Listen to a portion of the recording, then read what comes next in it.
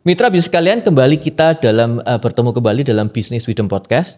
Sebelum kita masuk ke tamu kita di hari ini, diingatkan kembali jangan lupa untuk klik tombol subscribe, kasih komen dan view sehingga kita semakin semangat dalam membuat konten dalam Business Wisdom Podcast. Nah, tamu kita hari ini kita sudah kenal agak lama.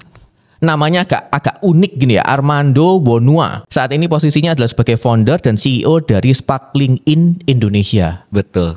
Sebelumnya boleh dikenalkan Armando? Jadi saya Armando Wonua, saya founder dari sparklingin.id atau Sparkling Indonesia. Dan apa itu Sparkling Indonesia? Saya tukang bagian ngerubah fakta karir kalian jadi LinkedIn Impact. Oke, tukang. Berarti tukang untuk menggali-gali, tapi dari versinya digital. Versi gitu digital, ya? Betul. Nah, sebelum kita masuk ke sana Armando, mungkin bisa di-sharingkan dulu perjalanan hidupnya Armando itu secara karirnya sendiri seperti apa sih? Jadi sebelum saya fokus ke doing my own business, memang saya kurang lebih 13 tahun hidup di ranah profesional ya. Jadi ikut orang gitu artinya. Ikut orang di situ mulai dari basicnya di sales di perusahaan logistik, terus saya pindah ke unicorn startup tech gitu ya di Indonesia. Habis itu saya bisa overseas ke Singapura, kurang lebih 3 tahun di sana di perusahaan Amerika yang berbasis di Singapura untuk Asia Pasifik di sana selama 3 tahun. Nah, menariknya gini, berarti kan Armando punya kesempatan untuk bekerja di luar negeri. Betul. Perusahaannya pun perusahaan internasional. Betul. Apa yang dilakukan itu ketika Armando di sana yang dilakukan apa? Jadi sejak dari tech company itu di Indonesia itu unicorn startup itu saya mendapatkan peluang kerja atau peluang karir itu sangat unik, Coronel. Jadi di situ saya dapat peluang itu di hired by their HR. Oke. Lewat mana? Menariknya aku di hire lewat LinkedIn. Oke, jadi kamu di hire-nya lewat LinkedIn. Benar. Jadi saat ini bisa sebut company-nya tidak? Boleh. Saat aku di Bukalapak, saat itu saya Bukalapak langsung reach out ke aku kok. Reach out ke aku, Armando, we have this opportunities as a senior account manager or something. Mau gak kita set interview? Ini waktu di Singapurnya atau waktu di Indonesia? Bukalapak saat di Indonesia. Saat aku pindah dari perusahaan logistik di Surabaya pindah ke Bukalapak. Di 2018-an. Nah, ketika itu posisinya sebagai apa di Bukalapak? Saat ini di Bukalapak aku jadi senior account manager di B2B. Gitu di situ. Jadi tugasnya ya jualan kurang lebih. Kita kurang lebih di situ saat itu kan Bukalapak cenderung kita tahu adalah retail. Situ saya punya tugas di Bukalapak untuk membesarkan bisnis di ranah B2B. Jadi di mana company membeli barang atau membeli jasa instead of lewat vendor, mereka lewat satu platform di Bukalapak. Berapa lama Armando di situ? 1 tahunan lebih. Kemudian setelah itu kamu di dalam tanda kutip di hijack gitu ya? Iya, di hired by perusahaan Singapura ini. Oke. Nah, pertanyaannya gini, kok tahu perusahaan Singapura ini dengan kemampuannya dari Armando? Ya, fun fact-nya aku tahu akhirnya setelah aku ketemu sama HR-nya dan lain sebagainya gitu ya. Ternyata yang menarik saat itu kalau nggak salah periode 2019-an, ternyata mereka reach out aku dari LinkedIn. Dan kenapa mereka dapetin aku dari LinkedIn? Mereka si HR ini itu melakukan sekarang tuh tanda kutip tidak terlalu fokus ke CV, ngirim surat lamaran, buka di job portal mungkin. Tapi saya yakin ini di level-level tertentu ya. Mungkin medium ke senior level mungkin agak beda pendekatannya. Cuma saat itu aku di medium senior level.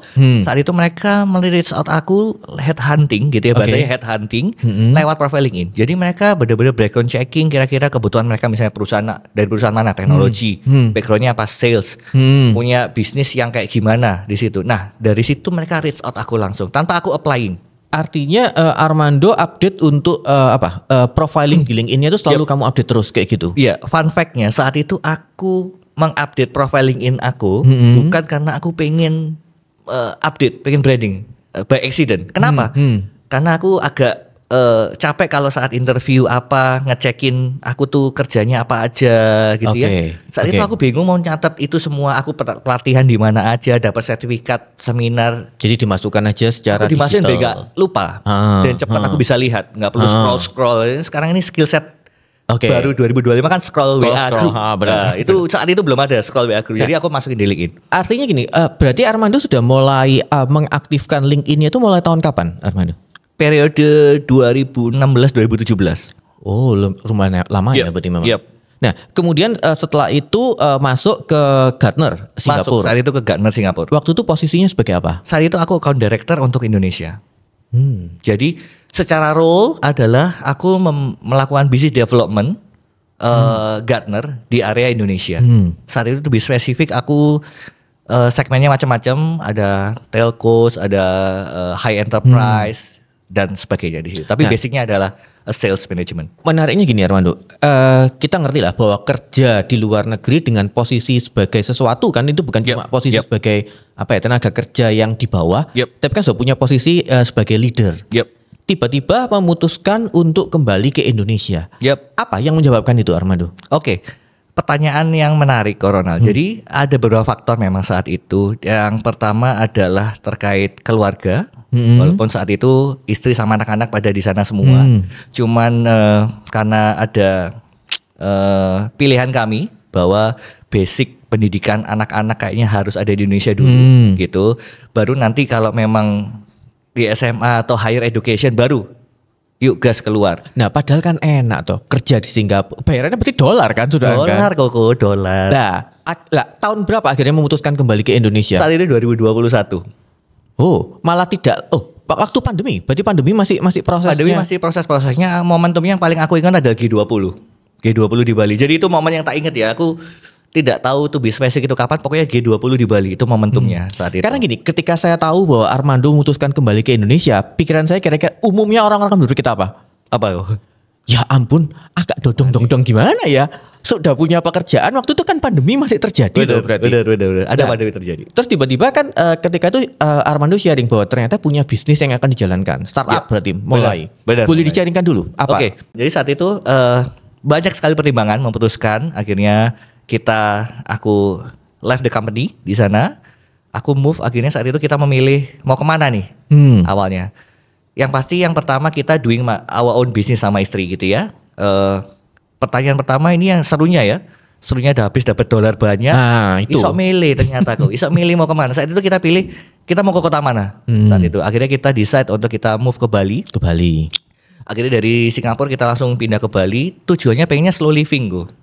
Slow living ya kan. Karena di Singapurnya sudah terlalu hektik padat, hektik iya. banget. Sama satu tak rasa yang jadi utama kenapa aku pindah dari Singapura akhirnya pindah ke Indonesia adalah sometimes di sana aku kalau udah bertahun-tahun kemana-mana naik kereta, kemana-mana naik bis kok kasarnya apa ini harusnya aku punya driver ya kalau Indonesia ya gitu. Ya berarti kamu kan cuma tinggal pulang ke Indonesia, punya gitu. rumah di Indonesia, pakai driver di Indonesia, balik ke Singapura kumpulkan dolar lagi. Bener kok, bener. Tapi akhirnya kayak gini kayaknya pengen lah ya itu fun fact ya lucunya kayak mana-mana naik MRT like one first year is like good things, but ya kalau 2 tahun lebih akhirnya aduh kenapa sih ini kemana-mana harus numpak MRT desa-desaan ini termasuk cari apartemen segala macam. Iya cari apartemen dan sebagainya dan ya saat itu memutuskan akhirnya pindah ke Bali doing my own business dan kebetulan saat itu ada momentum G20. Jadi secara bisnis yang sekarang masih berjalan aku ada di entertainment, ada Rent and Play sama Print Booth IT di situ. Ya syukurlah akhirnya berkembang di situ. Karena ada push dari pemerintah untuk bikin rame Masih Bali. ada sampai sekarang? Yap, masih ada. Berarti boleh di-sharing kan Armando, itu apa aja yang produk yang ditawarkan apa segala macam? Oke, jadi aku sebenarnya ada beberapa bisnis juga. Yang pertama ada kecil-kecilan semua, masih mikro semua. Ada kursus nyetir mobil. Apa namanya? Nyetir kue. Nyetir kue. Itu tesis saya, nggak tanya ya. Ada usah. Di Surabaya ada toh itu? Di Surabaya ada. Oke. Surabaya ada. Terus ada foto booth. Ini foto booth kayak biasanya di foto cetak, foto langsung jadi. Mungkin yang dulu 360 muter, ada glambot dan lain sebagainya. Ini menariknya. Buat mitra bisnis kalian, teknologinya cukup canggih untuk yang foto booth segala macam. Mau macam-macam jenis foto booth bisa tinggal milih gitu toh. Bener, tinggal maunya milih. Yang mana? Bener ya, sekarang lagi ngetren ini kok foto booth AI. Oh, jadi dia orang foto biasa gini berubah sesuai tema. Bajunya sudah bisa disesuaikan berubah, kayak gitu-gitu. sesuaikan. Wih, berarti BWI boleh dibawain kayak gitu-gitu sekali. Boleh lah, langsung aja. Mana invoice-nya tak kirim besok ya. Nah, kemudian satu lagi adalah bisnis apa? Arman? Satunya lagi kita nama brandnya adalah Rent and Play. Tapi situ aku sebagai founder aja. Jadi ada yang running dia bisnis gitu di situ. To be specific itu adalah rental permainan arcade atau arcade games rental. Jadi biasanya kalau rental permainan kan kadang-kadang rental alat permainan biasanya kan kayak mainan-mainan bayi gitu ya. Ini aku rental permainan yang rental-rental kalau aku bisa bilang yang ada di time zone. Itu aku rentalin ke event-event tertentu. Ya, termasuk yang kayak capit hadiah mesin segala macam capit, gitu terus ya benar mesin capit, terus boxing, tinju, terus basketball gitu. Kenapa aku develop ini sekarang? Karena memang di Surabaya dan Bali ini belum ada pemainnya. Silakan yang mau main di bisnis ini silakan. Kita kolaborasi aja. Akhirnya kenapa ada permintaan ini?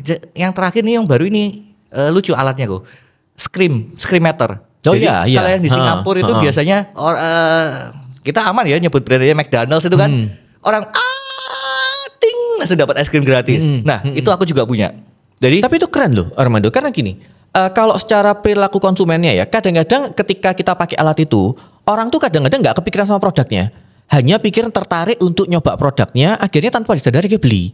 betul kok, betul. Nah, harusnya mau dipakai untuk sesuatu yang kreativitas dari sisi apa ya, retail atau apapun ya. Jadi gini kok, kalau aku ngobrol sama klien-klien ini, rata-rata mereka adalah orang-orang activation, brand activation, sama orang marketing, marketing event. Karena keywordnya apa sih sekarang dari brand-brand ini trennya ya, itu dulu dari photo booth, sekarang pindah ke sini, itu keywordnya aku bisa bilang adalah gamification. Ya. Jadi saat brand mau masuk ke orang, mau masuk bawah sadar kita, salah satunya adalah gamification, selain sport. Bener.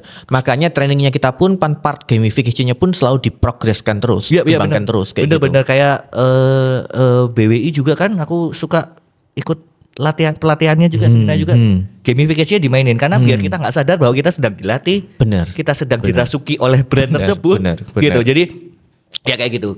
Contohnya kayak kemarin di boxing gitu ya. Orang loh kalau main itu ya excited, let's say di brand kemarin aku lupa apa brandnya apa, orang tuh main situ tuh dapat koin gratis, main tinju, boom. Orang cenderung apa kok?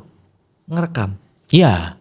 Akhirnya menjadi kita. Promosi gratis. Jadi promosi gratis keluar. Gitu. Jadi itu yang lumayan banyak dipakai. Memang masih dipakai cenderung di level-level aku bisa bilang medium to high company yang aware sama trend marketing, trend activation.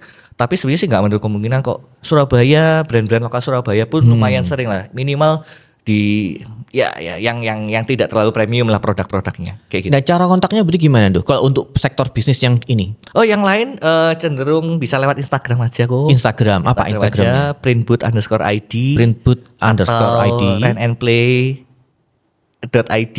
Aku jadi sampai lupa. Agak lupa, CEO-nya lupa. Lupa ya gak benar. Nah, gini, artinya itu kan bisnis masih berjalan. Iya, benar. Nah, kalau menurut saya kan gini, susahnya karena itu dikejar dengan perkembangan teknologi, perkembangan zaman. Iya. Sedangkan investasinya kan gede tuh. Iya. Lah, cara mengatasinya seperti apa? Oke, ini menarik. Kemarin aku habis ngobrol sama kolega. Jadi aku ngomong ya, dan dia di-agree sama statement yang tak pikirin. Jadi yang tak pikirin sekarang di kita di level si eksekutif, si CEO dan lain sebagainya, delegate is not only verb. Itu bukan kata kerja, it's a skill set. Oh, skill. Oke, gimana delegate is a skill set. Jadi hal yang harus kita latih di level eksekutif, kita harus mampu dan punya skill delegate. Delegate itu nggak cuman kasih terus ya harus ditinggal, atau dikasih terus kita ngomel aja terus hari ini gak esok kerja. Jangan-jangan kita yang nggak bisa delegate. Jadi delegate itu bukan wes tak delegasi misalnya gitu, udah tak delegasiin. Itu bukan kata kerja lagi, itu adalah skill. Kalau ada gini menariknya tentang proses delegate. Itu yang benar itu kan seharusnya gini toh. Kita mengerjakan, bawahan kita ngelihat kita dulu. Terus yang berikutnya mereka mengerjakan, kita ngelihat. Terus kita kasih ruang improvementnya buat mereka ngembangkan, baru nanti benar-benar murni kita lepaskan. Lah, yang sering kelupaan itu adalah kita nggak ngasih kesempatan buat mereka untuk ngelihat kita dulu, kemudian kita ngelihat mereka. Seakan-akan kayak anggapannya semua bawahnya kita tuh pinter dilepaskan, padahal kan nggak bisa kayak gitu. Nggak bisa kayak gitu. Nah, prosesnya kayak gitu udah. Setuju banget. Dan persis yang aku lakukan seperti itu. Mereka harus lihat kita dulu. Dan kita harus. Karena mungkin skala bisnisnya memang nggak terlalu besar. Jadi aku memang yang melakukan semuanya by aku sendiri. Aku tahu, baru nanti aku ajarin mereka, gitu ya. Setelah mereka tahu, baru aku lepas. Oke. Tantangannya kalau kayak gitu ya, tantangannya adalah beberapa board yang lain, BOD yang lain, itu tidak sabar. Saat mereka tim kita melakukan kesalahan, diomeli duluan. Nah, itu Itu yang kadang jadi tantangan. Kadang aku tanda kutip di dalam terlalu sabar. itu harus kenalan sama BWI dulu, Ndo. Kenalan sama supaya BWI ngerti dulu. proses Harus ya. delegasi yang baik itu seperti apa. Oke, ada fitur di BWI. Menarik. Oke, kita akan lanjutkan dalam sesi yang selanjutnya ya. Mitra bisnis kalian, kembali dalam sesi yang kedua bersama dengan Armando. Nah, menariknya gini, Dok. Tadi kan kamu sudah punya bisnis, banyak bisnis lah yang berjalan. Bahkan itu bisnis yang masih bisa mengikuti tren sampai dengan sekarang. Yep. Nah, terus tiba-tiba kamu mendirikan Sparkling .id atau Indonesia. Yep. Apa dasarnya? Oke, menarik Coronal. Jadi di tahun ini aku merasa yang lagi ngetren sekarang adalah digital product. Oke. Yang kita bisa lihat mungkin di Instagramnya mitra bisnis semuanya tahu, ada ebook, webinar, terus template gratis, kayak gitu. Banyak banget beredar sekarang. Dan aku bisa mention sekarang ada banyak platform yang support ekosistem ini yang baru gitu ya. Ada yang hijau itu, ada lain sebagainya gitu ya, memudahkan orang untuk bisa menjual produk digitalnya mereka. Benar. Gitu. Nah, dari situ aku rasa aku harus bisa kontribusi juga. Itu adalah keinginan pertama. Apa yang aku bisa berkontribusi di ekosistem produk digital ini? Akhirnya aku memutuskan dari pengalamanku dan experienceku di profesional ya, ikut orang tadi, akhirnya aku punya expertise, aku mampu menjalankan profesionalku itu di platform LinkedIn. Oke. Di LinkedIn ini gimana aku bisa personal branding, aku bisa dapat kerjaan yang ya mungkin impian banyak orang banget saat itu aku pun nggak tahu bisa dapat kerjaan di Singapura, padahal orang lain tuh kayak applying for Itu true Singapore. LinkedIn berarti ya seharusnya ya. True LinkedIn. Sampai di Singapura bahkan di Bukalapak dulu aku dapat meeting keren, first meeting keren itu lewat LinkedIn message. Jadi di situ aku coba untuk explore. Menariknya gini, Dok. Kan orang personal branding sering lah dibahas. Pentingnya personal branding kita setuju. Tapi kan kebanyakan yang disentuh personal branding melalui digital marketing atau digital itu adalah dengan menggunakan Instagram. Nah, bedanya personal branding versinya Instagram dengan LinkedIn ini apa sih seharusnya?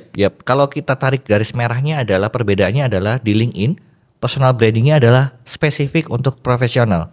Oke. Profesional ini siapa? Ada dari employees, senior level, karyawan ya, employees, business owner, even calon investor di sana. We are talking about the professional and business. That's it. We are not talking like Instagram yang agak mungkin lebih ke personal diri sendiri lain sebagainya. Memang di sini memang tempatnya profesional untuk berekosistem ya di sini gitu. Nah, itu yang bikin beda. Tiba-tiba dirikan Sparkling in Indonesia. Kenapa namanya Sparkling in? Sparknya dulu apa? Kenapa? Sparknya dulu kan sparking ya gitu. So, sparking.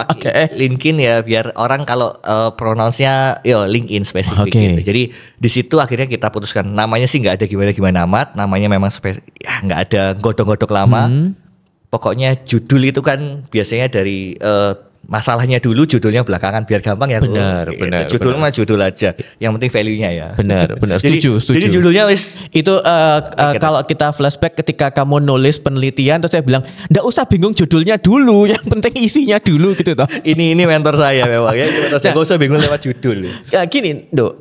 Kalau ditanya berarti ini makhluk hidup apa sih? Sparkling in Indonesia, ID atau Indonesia ini apa sih? Oke, jadi basicnya ini ada digital product yang kami di sini membantu teman-teman profesional, business owner gitu ya, HR juga untuk mereka mengemas fakta karir mereka. Fakta karir, menjadi branding mereka di digital kok. Apa maksudnya? Sometimes kita itu selalu ngomong ke orang saat interview toh. Benar. Misalnya kita konteksnya di interview ya, Bu. Benar. Oke, Armando di sini mau jadi sales manajernya BWI. Armando coba ceritain. Faktanya orang itu kalau mau ketemu orang baru pasti apa kok? Background checking. Benar, background checking penting banget. Jadi sebenarnya first impression kita itu tidak saat ketemu kok. Sudah dicek historinya dulu. Sudah cek sebelumnya. Bagaimana kalau orang yang mau ketemu kita itu tidak menemukan kesan yang tepat bagi kita? Apa contoh kesan nggak tepat? Contohnya aku ketik namanya Corona di Google. Ini dia talking about Google first. It's not going to LinkedIn yet. Google Corona apa yang keluar? Jangan-jangan yang sekarang yang keluar kantornya Corona yang dulu. Doesn't make sense. It's not more relevant. Nah, itu ya contohnya. Itu jadi, proses. contohnya ya. Jadi gimana? Aku di sini membantu orang-orang mengemas fakta karir mereka menjadi relevan dan lebih menarik dan mudah ditemukan. Nah, artinya yang memanfaatkan jasa layanannya dari Spark LinkedIn ini siapa? Apakah personal ataukah dari sisi corporate? Oke, jadi kalau dari jenis yang masuk ke kita, kliennya kita sekarang ini baru 3 bulan dan rata-rata masuk ke LinkedIn dan memang kita hanya menerima saat ini ada personal. Personal dulu. Karena di LinkedIn is a different animal. Itu bukan kayak kita ngomongin Instagram, kita bukan ngomongin Facebook, is a different animal. Jadi kita profesional masuk, tapi mereka tetap bisa jualan. Mereka. Jadi lebih spesifik yang ada di dalam ekosistem Instagram, platformnya ini, ekosistemnya LinkedIn itu adalah yang pertama adalah yang mencari dan yang dicari. Yang mencari dan yang dicari, oke. Ya gitu ya. Di sini yang dicari kecenderungannya itu secara umum ada HR recruiter, calon investor yang punya capital. Tapi kalau HR kan berarti bukan personal tuh. HR kan personal. Dia kan berbicara as a corporate lah. Yep. As a corporate iya, tapi SR as a professional. Oke. Jadi dia gini, SR itu punya tanggung jawab. Dia punya role untuk mendapatkan kandidat yang berkualitas. Gitu ya. Jadi HR si sosok tersebut, orang tersebut dia harus mampu terlihat kredibel. Benar. Di platform LinkedIn untuk mendapatkan kandidat yang berkualitas juga. Faktanya kita sekarang ada ngomong kebalik kok. Susah cari kerja. Lah, wong HRD ini tuh susah cari orang yang berkualitas. Underline-nya adalah mendapatkan karyawan yang berkualitas. Benar. Dan dari sisi orang yang mau apply kerja juga mendapatkan perusahaan yang berkualitas gitu kan. Betul. Oke. Nah, pertanyaan gini, kalau kita sebagai HR mau melakukan job hunting lah misalnya atau mencari karyawan gitu. Nah, yang akan kita gunakan tuh LinkedIn-nya sebaiknya apa? LinkedIn personalnya kita atau saya sebagai Ronald atau LinkedIn-nya sebagai Business Wisdom Institute seharusnya? As a HR, aku sangat encourage para HR profesional untuk fokus di personalnya dia. Oke, malah pakai perorangannya. Karena memang LinkedIn ini kan adalah sosial media ya, gitu. Susah atau tidak susah ya, nggak gampang. Saat profesional dibudgetin, dianggarin sama kantor, terus tiba-tiba dia leave di company. Iya kan kok. Jadi di sini positioning, kembali lagi ini cara mainnya agak beda. Jadi ini adalah awareness dari masing-masing profesional, membangun kredibilitinya mereka di platform LinkedIn. Jadi tinggal di set tujuannya mereka apa? Mau cari kandidat, mau cari calon investor, atau mau dapetin kerjanya berkualitas. Atau dapat dapat perusahaan yang baik. Jadi itu lebih ke personal memang. Nah itu kalau dari sisi HR-nya. Nah sekarang kalau kita dari sisi orang-orang yang mau mendapatkan pekerjaan berkualitas melalui LinkedIn, terus apa yang perlu dilakukan tuh? Secara framework yang simpel yang saya coba sadur, bukan aku yang nemuin, aku coba sadur berdasarkan pengalaman, literasi yang tak baca gitu ya. Secara basic itu adalah tiga fase yang harus dijalani secara berurutan. Yang pertama adalah optimasi profil LinkedIn kalian. Optimasi profil LinkedIn, Terus yang kedua adalah networking, berjejaring. Nanti kita jelasin secara singkat nanti ya kok. Yang ketiga ini adalah thought leadership management atau content management, content strategi di LinkedIn. Gitu ya. Nah, secara singkat aku ngomong, yang pertama profil ini. Apa? Emang mau diapain profil? Kadang-kadang kemarin ada klien, Kak emang profilku kenapa ya ini? Kak bantuin profilku kok aku nggak dapat kerja. Butuh diupdate maksudnya. Iya kerja kok nggak dapat lowongan kerja selama bertahun-tahun gitu ya. Faktanya memang konteksnya kita ngomongin kerja ya. Di sini adalah bukan kadang-kadang ya, mayoritas HR sekarang di level-level posisi-posisi tertentu CV surat lamaran dan CV, bayangin HR sudah ngelihat itu berapa ratus lembar dalam sehari. Dan cenderungnya kan seragam kok. Ya, template gitu ya. Nah, akhirnya gimana apa yang dilakukan HR sekarang? Ya mereka cenderungnya melakukan background checking tadi, first impressionnya di belakang. Melihatlah instead of Instagram yang kadang-kadang tidak punya standar, akhirnya mereka akan ngecek kita di LinkedIn. Langsung cek cara mereka ngomong lain sebagainya gitu ya di sini. Atau kita juga bisa langsung connect sama HR-nya lewat LinkedIn. Artinya apa? Kita sebagai personal, LinkedIn-nya kita tuh harus selalu update dengan apapun yang kita lakukan gitu. Harus selalu relevan. Tidak harus selalu relevan. Update. Benar. Oke. Contohnya, contoh simpelnya kok, fotonya. fotonya itu harus close up. Misalnya, karena orang kan ngelihat kan kecil-kecil itu, fotonya harus close up misalnya. Jangan foto kadang-kadang pengen menunjukkan dia sedang ada di Bali tapi soalnya ini profil profesional ya. Ini profesional. Atau dia mau nunjukin dia sedang di kantornya dia yang tapi bagus kalau itu. profilnya di beautification atau di AI kan itu pasti boleh. Jadi nanti ketika ketemu orangnya kaget, loh kok ternyata gini yang itu boleh nggak?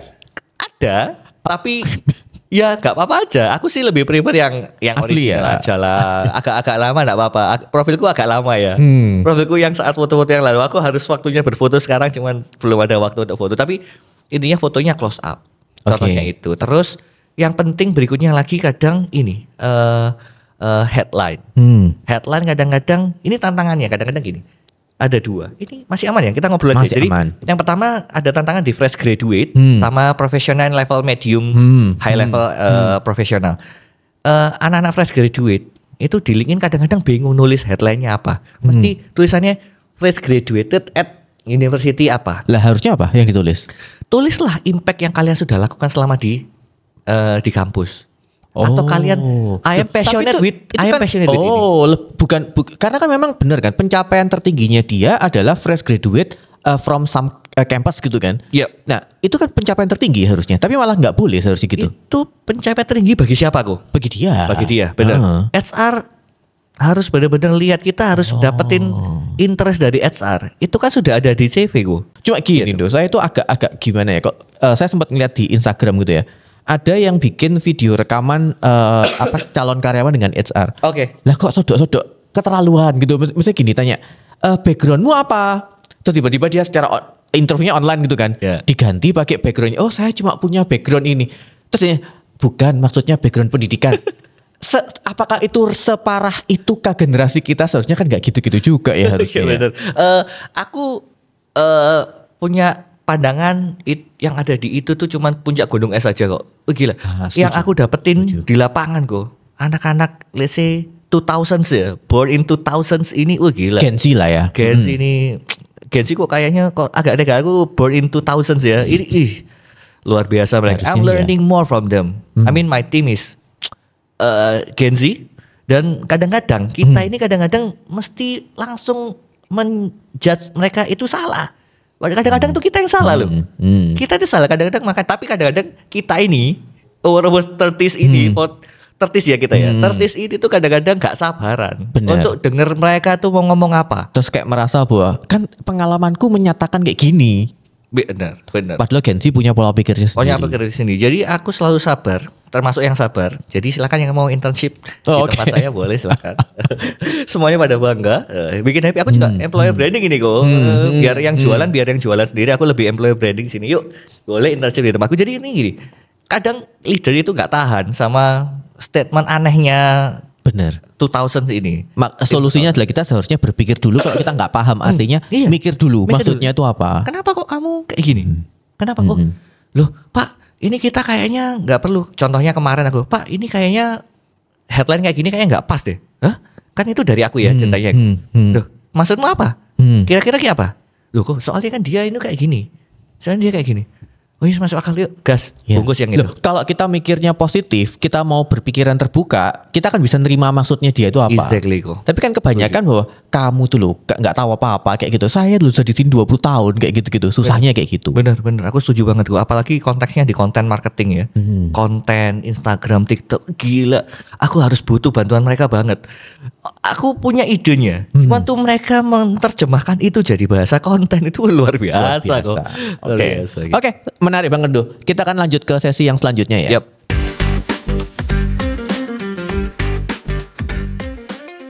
Oke, mitra bisnis kalian, kembali kita dalam sesi yang ketiga. Diskusinya menarik banget loh.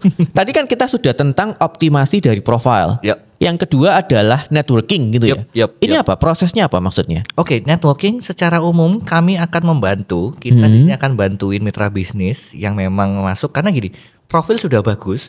Cuman apa nextnya kan gitu ya. Nextnya adalah networking. Networking ini contohnya apa? Ya kita karena LinkedIn ini spesifik kayak Facebook.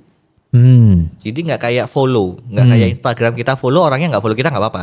Tapi LinkedIn mereka harus approve our invitation request. Ya, benar. Gitu ya. Dua-duanya harus saling. Dua-duanya harus follow walaupun sekarang ada creator mode di mana orang bisa follow ya. Untuk yang bahasanya itu top voice LinkedIn aja. Jadi top voice itu kayak influencernya LinkedIn, influencernya Instagramnya yang ada di LinkedIn. Jadi networking. Kadang-kadang orang itu bingung mau networknya sama siapa. Benar. Itu yang kita guide. Benar. Gitu. Networknya kita akan guide. Gimana cara networking nge-add orang itu kayak gimana. Jadi ini relevan sama tadi fase yang pertama kok. Misalnya Corona sekarang tiba-tiba di-add sama orang, sama anak gitu, sama orang. Dia karena headline itu yang keluar pertama kok. Nama sama headline sama foto. Ya, That's benar. the most important. Tulisannya bawahnya fresh graduated from uni. Corona mah mungkin Tergantung kebutuhannya. iya mungkin ya secara umum ya kok ya enggak contohnya itu kontennya di sini atau contohnya Corona sekarang adalah bisnis development di BWI misalnya tiba-tiba keluar Des Corona nge-add aku nih Des sales manager PT ini nih pasti mindset kita secara umum di LinkedIn. Ini jualan apa mana ya aku nih orang ini mau jualan apa ke aku secara kayak gitu. Jadi ya relevan dari profile optimization di sini. Jadi profilnya kita harus benerin supaya apa?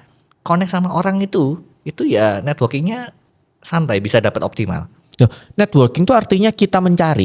Yep, benar. Jadi kita yang menarik. Cara mencarinya terus gimana? Oke, menarik. Kita mencari atau kita yang dicari? Gitu. Jadi tapi secara umum memang kita yang mencari. Kita yang mencari. Kita harus nge-add orang juga. Nge-add orang terus komen gitu ya. Komen nanti ada strateginya masing-masing. Gimana ya, komen kok dapat koneksi, itu nanti bisa kita jelasin nanti kalau masih ada waktu. Tapi ini di sini kita benar-benar harus connect sama spesifik. Contohnya, kalian interestnya di sosial media. Start from top voice-nya sosial media yang ada di LinkedIn itu banyak banget itu. Contohnya kemarin aku ada Ko Andri atau siapa, sorry aku lupa. Dia adalah ini Pimretnya, aku lupa ya, chief in editornya e-commerce yang Instagram itu. Dia sangat aktif di LinkedIn, Coronel. Kita mau connect sama beliau di Instagramnya e-commerce mungkin enggak contohnya. Atau aku shout out ke salah satu YouTuber yang aku suka dengerinnya Ko Ruby, Felix Ruby. Ko Ruby juga di LinkedIn juga dia top voice. Gimana kita bisa connect? It's easier to connect with those peoples through LinkedIn gitu. Jadi ya ini potensialku. Nah, tapi benefitnya apa tuh dengan kita berusaha punya koneksi dengan orang-orang sesuai dengan bidangnya, itu apa yang mau dibangun? Personal brandingnya kita masuk personal branding. Tapi contohnya gini kok. Contohnya gini, Corona sekarang di BWI, coach and sales training dan lain sebagainya. Saat aku di sini butuh nih coaching dan pelatihan ya dari Pak San misalnya. Tiba-tiba Corona masuk nih ke aku ya kan. Terus kan di situ ada mutual friend atau connected with siapa aku. Jadi pada saat ada kebutuhan tuh yang muncul kan dicarinya dari mutual friend-nya. Mutual friend-nya siapa aja. Toh kamu ngomong-ngomong mentor course dan sebagainya, mungkin tapi yang follow nggak nggak ada connection karena nggak sesuai dengan koneksinya nggak sesuai dengan target. Iya, koneksinya nggak sesuai dengan target. Akhirnya ya secara credibility, first impression orang jadi beneran nggak ini orang nih, beneran coach apa enggak ya? Kan akhirnya credibility ya, dan itu langsung impresi langsung masuk ke calon temannya kita. Artinya calon kliennya kita. Networking itu dibangun sesuai dengan kebutuhannya kita. Sesuai dengan kebutuhannya kita. Nah yang ketiga tentang apa? Thought leadership.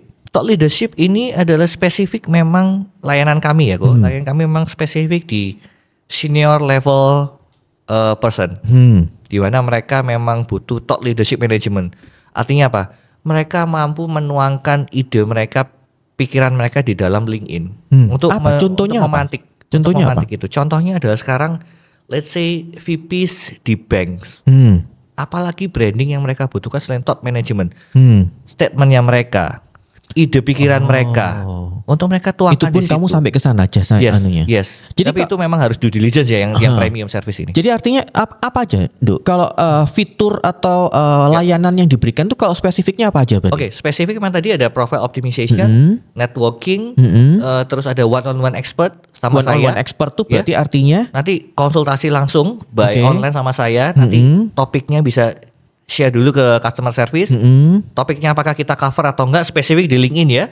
Apakah kita cover apa enggak, kalau kita cover yuk kita bisa scheduling. Ini di sini ada satu bahkan dia minta one-on-one expert sama aku itu sebulan 2 kali. One-on-one talk. Untuk apa? Dia rata-rata mereka ini solo contributor, individual contributor. Di level tertentu mereka tuh butuh orang yang validasi mereka. Khususnya konteks di sini adalah, tapi sebenarnya aku juga diajak sama mereka kadang-kadang ngomong yang profesional bisnis karena aku kan confidential, aku nggak pernah sharing apapun. Triknya di situ kok. Tapi produk digitalku ini aku tidak kayak produk digital yang lain yang pamer ini testimoni, Orang masuk ke aku langsung ngomong kita ini confidential. Iya dong. Jadi ini yang bedain. Kayak yang lain kan kadang-kadang terima kasih kak sudah order, terima kasih kak sudah order. Aku avoid itu, tapi itu tricky memang. Akhirnya rata-rata orang masih mana testimoninya, mana kliennya. Sorry kita nggak bisa. Kalau ditanya gini, kalau sebut nama mungkin agak susah ya. Tapi artinya ketika sudah 3 bulan ini klien yang saya sempat di-handle berapa banyak ada dananya? Sekarang kita working on 200 persons plus servicenya bisa lebih. Termasuk yang tadi apa? Yang eksklusif apa? Eksekutif manajemennya, eksekutif manajemen kita sekarang filteris. Jadi gini, eksekutif manajemen, Corona kalau punya uang, itu aku juga nggak langsung bisa ambil. Jadi aku harus karena expectation, karena kita harus due diligence dulu. Bener nggak kebutuhan di LinkedIn-nya seperti itu? Apakah jangan-jangan memang punya talentnya? Jangan-jangan punya tim? Bisa-bisa. Jadi kita sangat spesifik di situ. Di situ sudah ada 2 sekarang.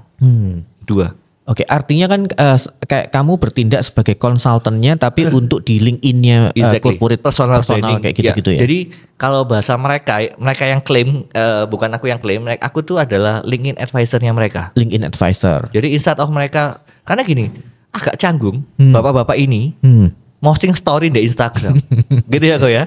Even though masa dia welcoming atau saya lagi jadi pembicara, kan teragak awkward ya kalau di platform Instagram. Itu kita bantu mereka di profile LinkedIn. Apa yang terjadi? Engagementnya luar biasa. Kita ada formula tertentu. Mereka bikin engagement, mereka bikin debat.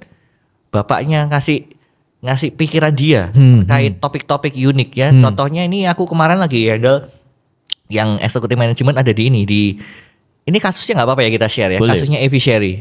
Kasusnya Evi Sherry, Mas Gibran dan tim di Evi Sherry gimana? Itu ada poin-poin unik dari beliau-beliau ini. Gitu yang kadang-kadang tidak tersampaikan tidak jadi ruang diskusi. Nah, thought leadership management ya ini yang aku maksud. Dia memberikan pikirannya dia ke LinkedIn dan luar biasa di situ karena orang profesional semua ya. Itu ide-ide, respon itu jadi memantik diskusi sehat.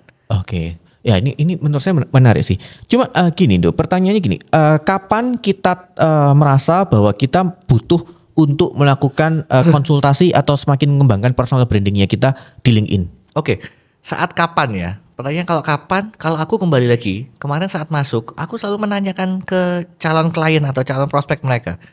Timku ada Dewi, selalu tanyain. Kadang-kadang itu mereka tuh nggak tahu. Ini apa? Contohnya gini, Kak ini tolong dong review dong, ini profil saya. Loh, kakak kira-kira dari preview sekarang itu kenapa? Happy nggak sama yang sekarang? Ya saya happy sih, kalau happy ya udah. Gitu. Oh, tapi nggak ada indikator kuantitatifnya gitu. Maksudnya gini, nanti ranahnya ke arah kalau di Instagram kan kita ada engagement, reach impression kayak gitu. Kalau di LinkedIn seperti apa? Jujur kok, tugas untuk edukasi ini agak berat. Edukasi karena ini memang sekarang timku masih kecil. But I have a confidence that it's gonna be huge ya. Semoga ya.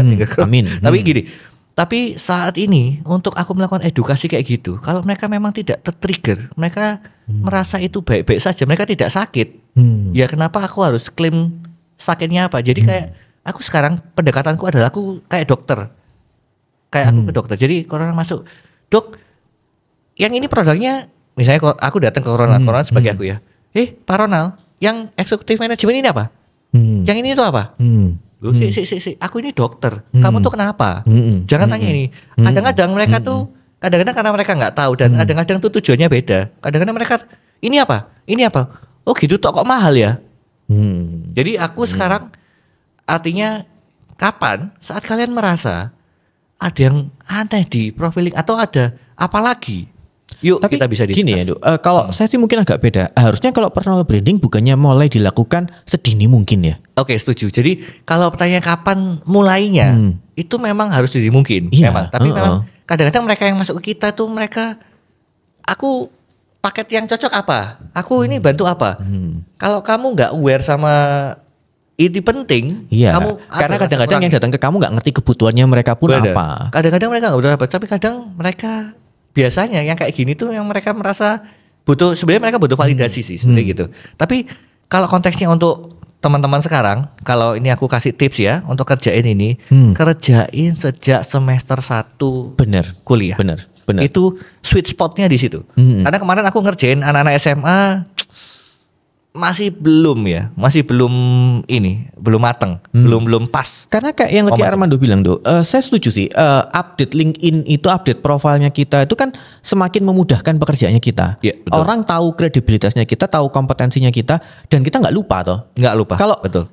Dibikinnya baru terakhir mau interview kerja, lupa. Bahkan mungkin ada prestasi yang membanggakan, kelupaan jadi. Kelupaan, benar. Jadi kemarin ada klien baru semester 1 SMA, semester 1 kuliah S1 masuk. Lupa, aku ini nggak ada pencapaian. Akhirnya aku tanya, kamu ada sertifikat? Oh ada. Loh itu loh pencapaianmu. Oh bayangin, sertifikat itu loh disimpan di lemari, taruh di rumah. Gimana mau showing tuh? Orang lain jadi tahu kalau dia punya sertifikat itu. Iya, artinya kita juga tidak mau overclaim. Ya enggak, aku educate mereka klien ini untuk yuk tampilin. Jangan overclaim tapi tampilin. Gini, Dok, kalau ditanya kemudian cara menghubungi ke Spark LinkedIn Indonesia ini caranya gimana? Kalau memang membutuhkan jasamu. Kalau mau connect bisa langsung connect aja di Instagramnya kita, sparklinkedin.id. Itu bisa di situ, kita channelnya langsung lewat WA konsultan, di situ ada customer service. Pas di situ, jadi silakan ngobrol, tanya-tanya. Kita juga di Instagram kita juga kasih tips-tips edukasi untuk teman-teman yang masih muda ya, itu lakuin sendiri. Affordable kan ya? Affordable. Aku sih prefer yuk kalian lakukan sendiri loh, gak apa-apa kok, serius. Benar maksudnya lakukan sendiri. Aku kasih edukasinya, tips-tipsnya. Kemarin tuh rame banget. Kemarin kita bikin konten kapan terakhir googling namanya corona di Google. Lihat 5 link terakhir apa. Kadang-kadang 5 link terakhir ini contohnya Facebook itu yang susah turun karena itu kita ngomongin SEO ya. Itu SEO-nya Google itu rankingnya agak tinggi. Jadi dia nggak akan bisa disalip. Apa yang bisa menyalip? LinkedIn sama Instagram. Jadi kita kadang-kadang rata-rata mungkin corona yang punya karir sebelumnya ya sangat banyak artikelnya. Saat ketik namanya corona di Google, yang keluar cenderungnya perusahaan yang kemarin. Cenderung karir yang kemarin. Wah, makanya ini butuh kamu buat hadir ke sengaja kok biar aku langsung kirim ke corona. Tapi artinya yang paling gampang itu Instagram sama LinkedIn. Jadi untuk stay relevan itu bisa cepat naik ke atas di Google Search. Itu kemarin seru banget. Banyak komen-komen. Loh Kak, kalau yang muncul ini LinkedIn, ya bagus. LinkedIn kamu bagus. Jadi itu kan kita bisa sesuaikan. Ini yang keluar fotonya orang lain. Loh, ada. Berarti kamu harus mulai tambah. Mulai tambah namamu. Kadang-kadang orang juga nggak pakai nama aslinya. Nah, misalnya di Instagram kadang orang pakai keywordnya mungkin nama nggak cocok, yang munculnya informasi yang berbeda. Di LinkedIn juga bisa. Dan di LinkedIn itu fun fact-nya juga kita bisa dapat centang biru versi Instagram itu sampai sekarang nggak berbayar, bisa di verify. Jadi itu benar kita. Menarik, Jadi sangat profesional. Dok, untuk sesi hari ini kata-kata motivasi buat mitra bisnis kalian apa? Bagi mitra bisnis, bagi semuanya, Gen Z sampai yang milenial ya, sampai yang semua kalangan, saya rasa penting untuk memperhatikan personal branding di dunia digital. Jadi please, at any time you can explore more gitu ya, apa yang kurang di digital presence kalian gitu. Feel free untuk kontak kita, konsul ngobrol, feel free. Konten Instagram kita sangat edukatif, banyak, jadi benar-benar harus perhatikan itu untuk sekarang. Menarik banget. Saya tutup dengan kata-kata motivasi. Reputasi bukan soal pencitraan, tapi tentang seberapa besar dampak kita bisa dirasakan. Bahkan sebelum kita berbicara. Exactly kok. Saya Ronald. Saya Armando. Sukses selalu untuk Anda.